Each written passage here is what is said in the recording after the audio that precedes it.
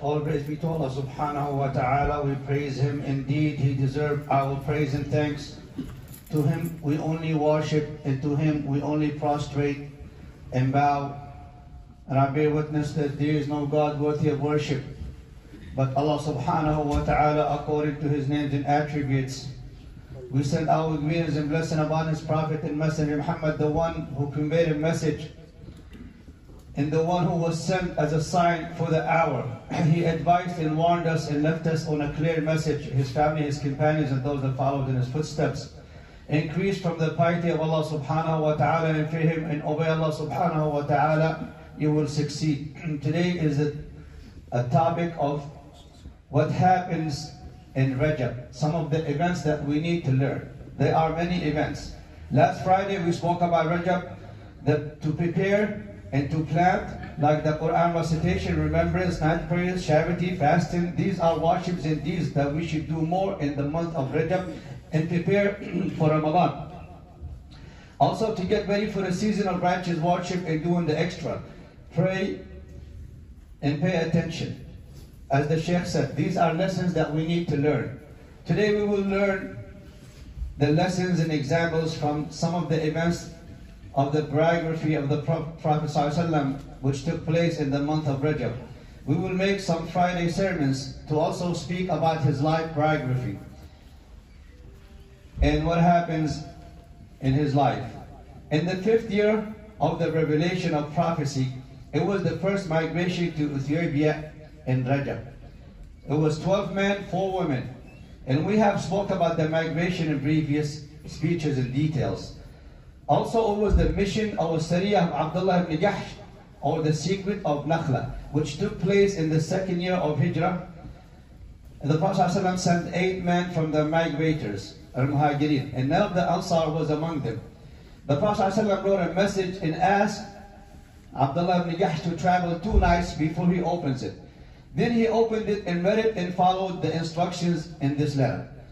The companions that was with him was Abu Hudayfa ibn Utbah, Amr ibn Suraqa, Amr ibn Rabi'ah, Sa'd ibn Abi Waqqas, Utbah ibn Ghazwan, Waqid ibn Abdullah, Safwan ibn Bayda, Ukashah ibn Muhsin.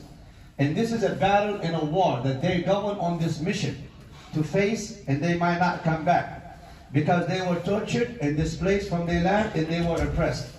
After traveling 2 nights, he opened the message and he read it, and he continued until he reached Nakhla. He said, I will do by and obey Allah subhanahu wa ta'ala and His Prophet. And he told his friends that was with him, who is willing to die should come with me. I will fulfill the command of Allah subhanahu wa ta'ala and His Messenger. They all agreed, and he reached Bahran, on like a Sahara or desert. Sa'd ibn Abi Waqqas and some of his friends stayed back because they lost their camel. And Abdullah ibn Jahsh and the rest of the companions continued until they reached Nakhla, and then a caravan of Quraysh passed by them with goods from raisins and merchants and all kind of goods. And this caravan is Amr ibn al-Hadrami, Uthman ibn Abdullah ibn al-Mughira, and his brother Nawfal ibn Abdullah al-Makhzumiyan, and Al-Hakam ibn Kaysan, who is the Sir or Mawla al-Mughira ibn Hisham. When they saw the people, they feared them because they camped so close to him with their caravan. Ukashah ibn Muhsin showed himself and he shaved his head, and they claimed that they want to make pilgrimage. It was on the last day of Rajab. And then Abdullah ibn Jahsh and his friends, they planned how to take over this caravan. And they said, if you leave them this night to enter Mecca or the campus of Mecca, we cannot fight them in the forbidden month. But then they took over this caravan, they were victorious, and they went back to the Prophet ﷺ with parts of what they confiscated from this caravan. And they divided the booty, the khums, as the Sheikh explained. Before the verse came down, they divided it. And 20% was to go to the Muslims' treasury. Once they reached the Medina, the Prophet ﷺ said, I did not give you permission to fight, it's the forbidden month. They realized what they did was wrong, and everyone was angry with them. And then there was 2 prisoners that they brought with them. Quraysh claimed that the Prophet ﷺ had fought in the forbidden month of Rajab, and he spread bloodshed, and he took prisoners and women and wealth and so on. After some were killed, and the Jews assumed that the Prophet ﷺ would be kind with them, but then it turned against them. And Allah subhanahu wa ta'ala sent the verse down. They asked you about the forbidden month. Can they fight? Say it is a great sin to fight in the forbidden month, until the end of the verse. So the prisoners were released after the Prophet ﷺ, Sa'd and his friend came back. Now some of the lessons that we need to learn is to obey and listen in confidential missions, like the Nakhla, where they traveled 2 nights and they followed every instruction the Prophet ﷺ told them, and they did not disobey his command. Also to counsel, or the shura, between one another. Abdullah ibn Jahsh did not force anyone to fight with him, but he counseled with them. And the Sheikh said, it is very important to counsel with your friends, with your partners, with your kids. That's why the shura, or counseling, is very important in Islam.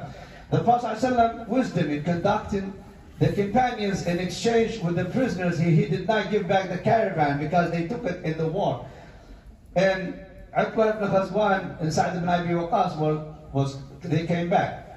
And then the mercy from the Prophet ﷺ, how he treated the prisoners, and he was kind to them. He did not torture them, as they did to them when they kicked them out of Mecca and displaced them and punished them.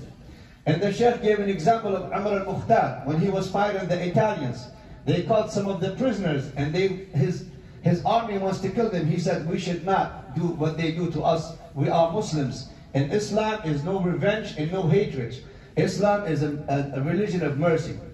Also training or missions, skills in fighting tactics and nakhla, and also how the army will have confidence in the battles. And this all happened in the first day of Rajab.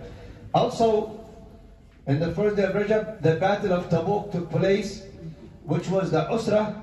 Ibn Ishaq, he said that the Prophet ﷺ camped in Medina between Dhul-Hijjah to Rajab. Then, the 9th year of the Hijrah, the Prophet ﷺ commanded the army to attack. Some of the companions who donated for this battle, like Abu Bakr, may Allah be pleased with him, 4,000 dirham. Umar also donated, and his wealth was more. Uthman ibn Affan, may Allah be pleased with him, the women, and the Prophet ﷺ salat with 30,000 men, and 1,000 knights, and 12,000 camels. And that's what Tabuk, or the battle of Tabuk. Uthman ibn Affan prepared the army for this battle. And some, as the Sheikh explained, they cried and begged the Prophet ﷺ to go and fight with him.